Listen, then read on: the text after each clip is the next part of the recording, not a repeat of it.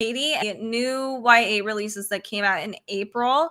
We are a little behind, but that's okay. I hope y'all are having a fantastic week so far. We are going to go right into it with, I'm excited about this particular one. It is a Buffy book. By the way, if you are listening over on our podcast, you can actually see my face over on YouTube. So definitely subscribe over there. And just a forewarning, these are affiliate links over here. If you are on YouTube and you're checking out our QR codes, we do get a small commission, or if you visit our show notes at darksidelibrary.com. All right, so let's get into it. A lot of these books have been released already, which is a good thing, so you can immediately add it to your TBR. Like I said, the first book is a Buffy book. It is Against the Darkness, Buffy the Next Generation. This is by Kendare Blake. So it came out April 9th. I am so pumped. This one is book 3 of 3. I'm so glad we're reprising Buffy. It is my favorite thing in the entire world. So this is the epic finale to the Buffy the Next Generation trilogy. For generations, the Slayer was supposed to be the chosen, the one girl in the world with the power to stand against the vampires, the demons, and the forces of evil. When Willow used the scythe to call up all the potential Slayers at once, it changed everything. Oh, I forgot. Here's the QR code. Boop. There it is. For years, the Slayers have been working and fighting together as a team. Then the darkness came, killing many Slayers and trapping the rest in an alternate dimension. And Frankie Rosenberg, the world's first Slayer/witch, found herself fighting evil alone. Well, sort of. Of course, she's got a whole host of friends. So excited. After their latest confrontation with the darkness, the Scooby Gang is more fragmented than ever. Jake is having a werewolf identity crisis, and the return of his troublemaker brother Jordy is only making things worse. Haley is off pretending to be one of the rogue Slayers. Sigmund is burying his broken heart in books, and Frankie's mom, Willow, and Watcher, Spike, only seem to care about bringing Buffy back. So now Frankie must forge her own path, save the Slayers and reunite her friends, and lead the charge to defeat the darkness once and for all. I'm so excited. I love Buffy. This was something I read when I was a young, oh my gosh, I think I started Buffy when I was 10. And then I just loved Buffy all through my teen years. So Buffy's perfect. This is Against the Darkness by Kendare Blake. The next book that I want to share with you is another big book that a lot of people have been totally raving about. It is The Black Girl Survives in this one. It's an anthology of different stories.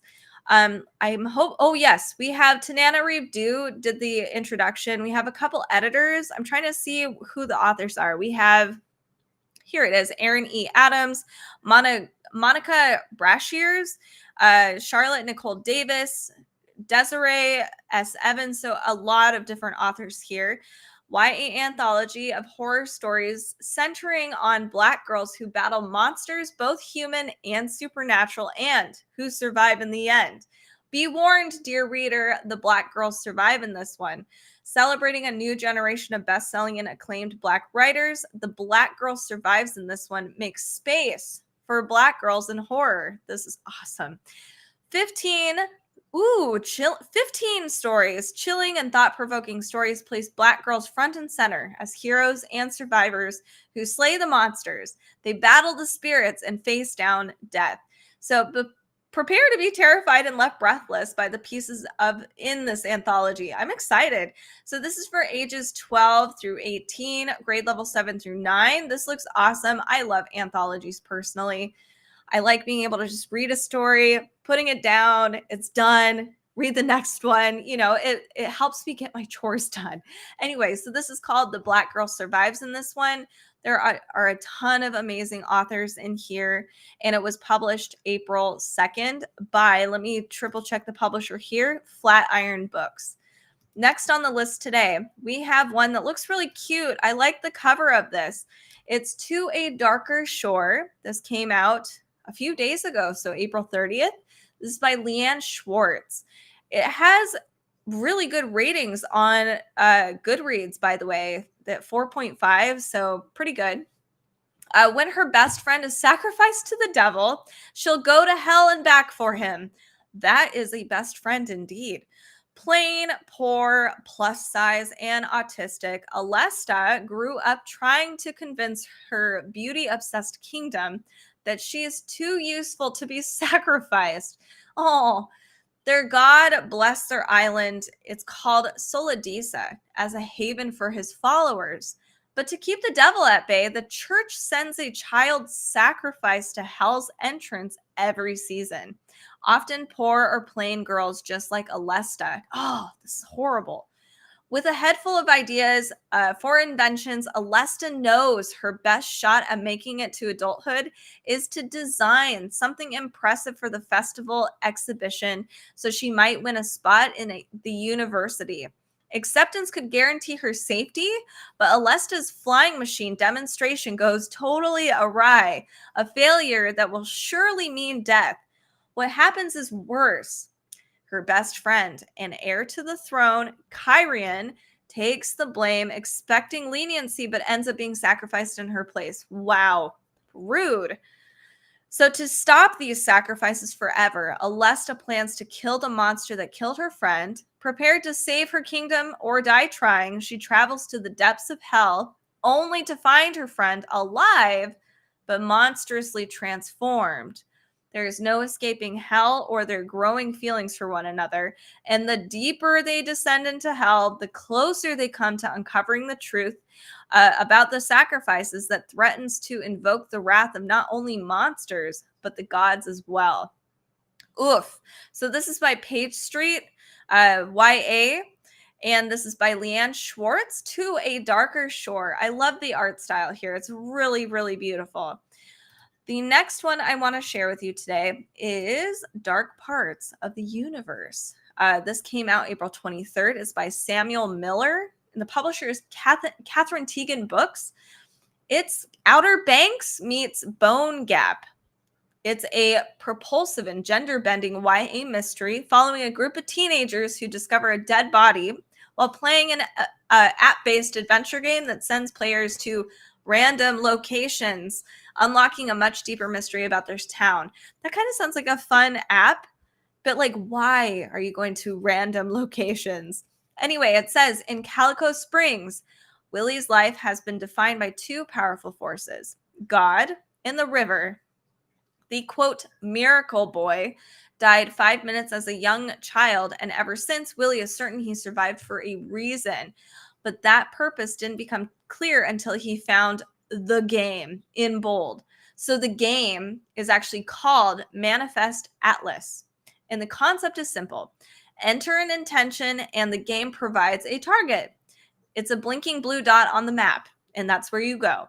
Willie's second time playing this game, his intention takes him to an ominous target, 3 empty graves. That is ominous. Willie is sure the game is telling him he's going to die. I guess that is something I would interpret myself. Willie's older brother, Bones, doesn't believe him, but their friends are intrigued. Sarai, a girl across the river, sets the next intention, something bloody. The group follows the game's coordinates, and they discover something even more unsettling than the graves. They find a dead body. Sarai's stepfather's body, in fact.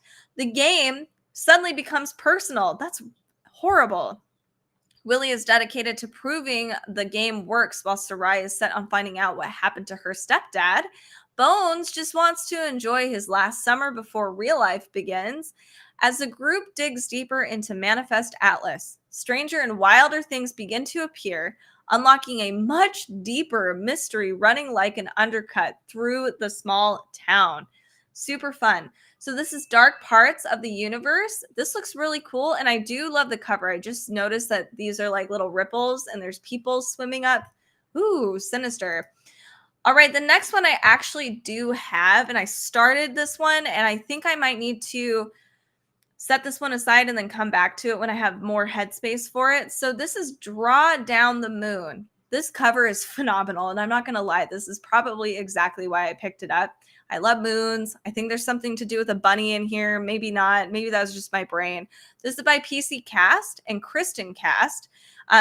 So this is going to be a part of a series called Moonstruck. Here's what it's about.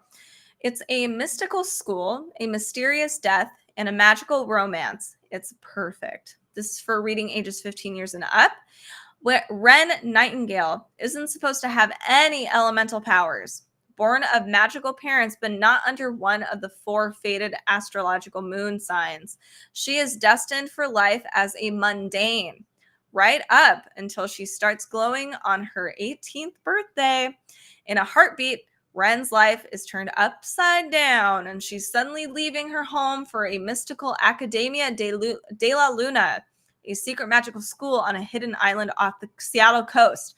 I knew there's a reason why I picked this one up, because Seattle coast. I'm gonna have to keep reading it.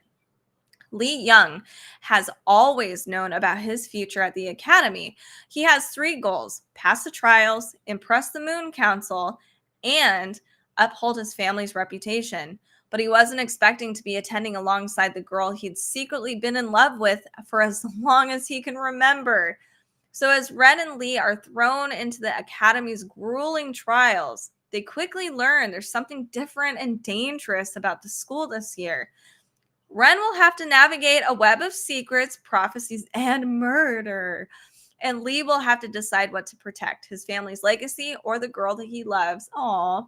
So this is Draw Down the Moon. This is by PC Cast and Kristin Cast. This came out April 2nd. And the cover is beautiful. If you go over to our YouTube channel, you will see it.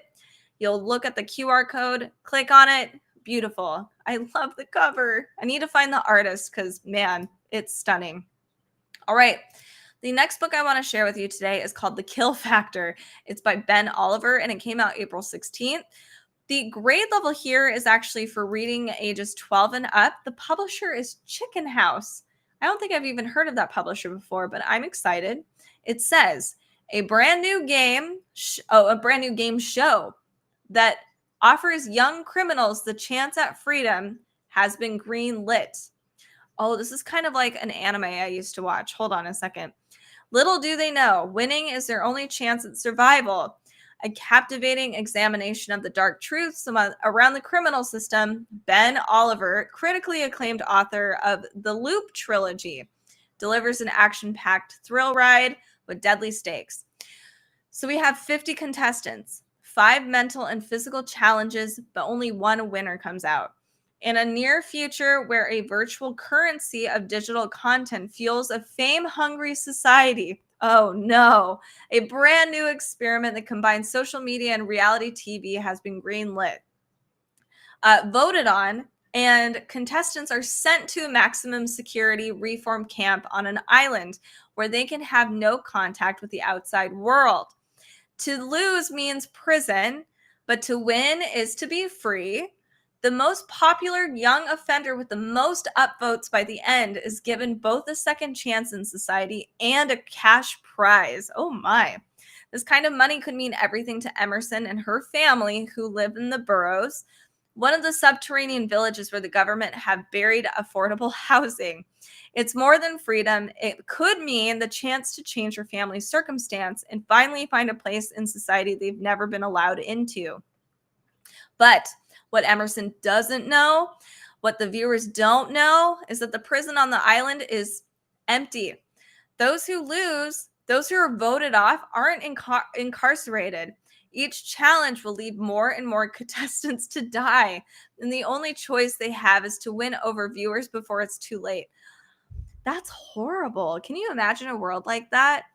Like, I can imagine that, because that's just where we're going in some capacity. Anyway, this sounds interesting. I think I might pick this one up. I love the cover too. This is The Kill Factor. This is by Ben Oliver. This is for reading ages, I think I saw 12 and up. Crazy. So, and it's 368 pages. All right, this next one is kind of like a fun crime noir book. It is called Kill Her Twice. It's by Stacey Lee.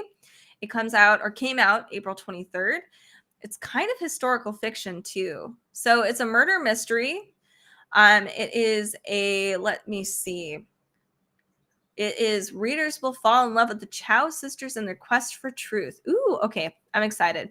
It's similar to the Agathas, which I know is a pretty big book, and Girl in Pieces. Here's how it starts. It's set in 1932 LA. We have Lulu Wang, who's the star of the silver screen and the pride of Chinatown.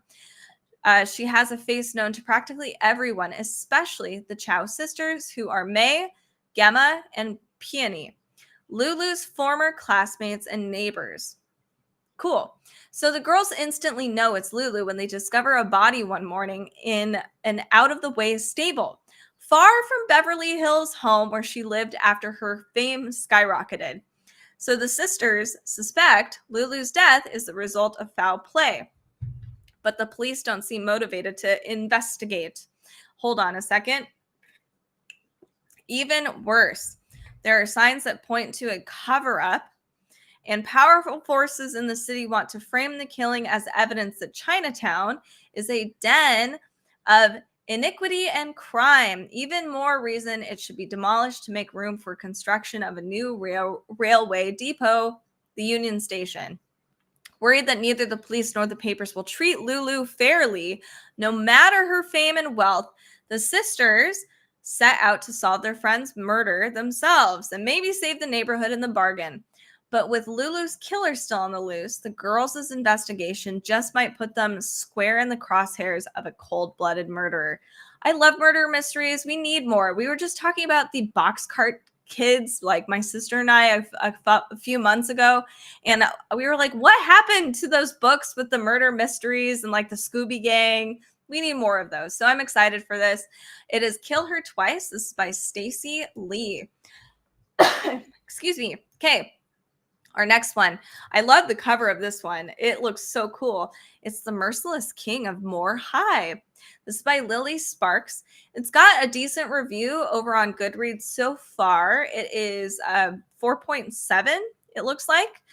When the adults of Brockton, Connecticut morphed into gigantic bloodthirsty monsters 9 months ago, the students at Jefferson High barricaded themselves inside their school. Now 18-year-old Kay Kim is one of the student council members trying to keep her classmates from starving. Kay has no poker face and can't keep her mouth shut when she knows she's right. So when she accidentally learns a secret that threatens the delicate power balance at Jefferson, she is dragged out of the school in the dead of night and dumped in the middle of town in a secret assassination attempt. Oh. But when a raiding party of cheerleaders from crosstown rival Moor High comes to her rescue, Kay finds herself among ruthless, hard-partying road warriors who have adopted the feudal trappings of a once popular video game. This is hysterical. Life at Moor is violent and cliquish, but everyone is thriving. Everyone, that is, who survives the kingdom's periodic monster hunts. For Moor's beloved King Max demands only two things: absolute fealty, and that everyone at Moor help kill the, quote, dragons. This is wild. So if Kay wants to survive, she must be granted asylum at Moor, which means slaying dragons, not asking the wrong questions, and navigating the rival factions, love triangles, and political intrigues at court. Hold on a second. This was supposed to be a high school in Connecticut with adults that turned into monsters, and now it's becoming a fantasy. Oh, goodness. Okay, but when Kay discovers a deadly secret that reaches all the way to Jefferson, her inability to hide the truth might spark the revolution that burns both schools to the ground. There's a lot going on in this book. I mean, I probably would love to read it, but it sounds crazy cool, and it just, whoa. Who decided that King Max was the one to like be on this crown, and why isn't anybody doing anything? Anyway, what about this raiding party of cheerleaders? Anyway, this sounds fun. This is The Merciless King of Moor High. This is by Lily Sparks. All right, the next book. Beautiful cover again. Whoever is illustrating these covers is great. Hopefully it's not AI. Anyway, so this apparently is book 2 out of 2 from the Ouroboros series. I'm trying to remember what book 1 was. I'm actually going to look at, it's Godly Heathens. I remember that one actually. So I haven't read this one yet. It's a fantasy duology. Jem is our main protagonist in this book, and they find out they are a reincarnation of a god from another world. So very cool stuff. This is by H.E. Edgmon, and the publisher is Wednesday Books, a really great publisher. This came out April 16th. I'm excited to have just a twofer book. Like a duology is really fun. So that day at the First Church of Gracie changed everything for Jem Eccles. And not just because Marion and Poppy betrayed them. Forced to use the Ouroboros knife on Zephyr, who had kidnapped their parents, Jem now has the power of the air god. BT dubs, this is the second book. So if you haven't read the first one, this is a bit of a spoiler. Hopefully none of what I just said before spoils anything, but maybe fast forward a couple seconds and then we'll get to the next book if you're trying to read this whole series. Anyway, moving on. While for any other god, things might work out okay, the magician, whose role within the pantheon is to keep the balance, having the power of another god has thrown everything into chaos. The goddess of death can now reanimate corpses. The god of art's powers are now corrupted and twisted, giving life to his macabre creations. And while the god of land has always been able to communicate with creatures of the earth, now everyone can hear their cries. I love this concept. I might have to pick this up. I love different gods with different domains like that. So Jem, Rory, and Enzo search for a way to restore the balance without sacrificing themselves. New horrors make them question how far they're willing to go. In the end, Jem may be forced to fully embrace their merciless nature and kill off their own humanity, if it ever really existed in the first place.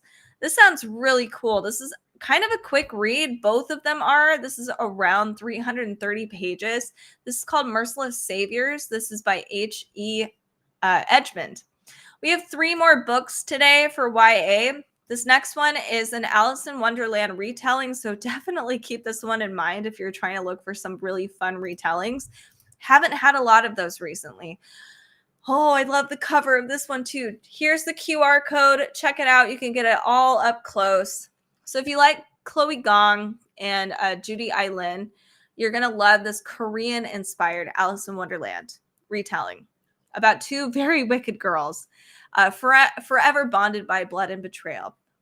I'm already down. So this is by Hana Mikuta. Came out April 23rd.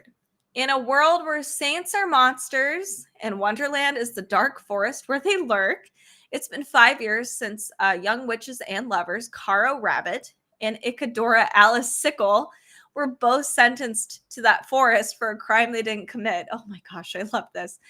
And 4 years since they shattered one another's hearts, each willing to sacrifice the other for the chance at freedom. Caro is a successful royal saint harvester, living the high life in the glittering capital and pretending not to know of the twisted monster experiments that her beloved Red Queen hides deep in the bowels of the palace. But for Ika, the memory of Caro's betrayal has hardened her from the timid girl to ruthless hunter, a hunter who will stop at nothing to exact her vengeance on Caro, on the queen, and on the throne itself. Ooh, this sounds fun. Oh, this sounds so cool. But there's a dangerous secret about the saints the queen's been guarding, and a volatile magic at play even more dangerous to Ika and Caro than they are to each other. This is a lush, terrifying, and uncanny story. It takes a delicate knife straight to the heart of this beloved surrealist fairy tale. This sounds super cool. The cover is beautiful. It's off with their heads. I like this a lot. This sounds super fun. A great summer read. All right, the next book I want to share with you today is called Otherworldly. It is a supernatural, looks like a YA romance adventure. Super cute. It's by F.T. Lukens. This came out April 2nd. It's got pretty good reviews on Goodreads already. 4-star. So we have 17-year-old Ellery is a non-believer in a region where people swear the supernatural is real. Sure, they've been stuck in a 5-year winter, but there's got to be a scientific explanation for it. If goddesses were real, they would not abandon their charges like this. leaving farmers like Ellery's family to scrape by. Nox is a familiar from the Otherworld, a magical assistant sent to help humans who have made crossroad bargains. But it's been years since he heard from his queen, and Nox is getting nervous about what he might find once he returns home. When the crossroads demons come to collect Nox, he panics and runs. A chance encounter down an alley finds Ellery coming to Nox's rescue, successfully fending off his would-be abductors. Ellery can't quite believe what they've seen, and they definitely don't believe the nonsense this unnervingly attractive guy spews about his paranormal origins. But Nox needs to make a deal with a human who can tether him to this realm, and Ellery needs to figure out how to stop this winter to help their family. Once their bargain is struck, there's no backing out, and the growing connection between the two might just change everything. So this is cute if you're looking for a romance, a supernatural romance, LGBTQ plus friendly. This is Otherworldly by FT Lukens. The next story and final story for our YA list today is called Your Blood, My Bones. This is by Kelly Andrew. Lots of people want to read this on Goodreads. It has a 4-star so far. It is a twisted romance about loyalty and fate. Wyatt Westlock has one plan for the farmhouse she's just inherited: to burn it to the ground. That sounds nice.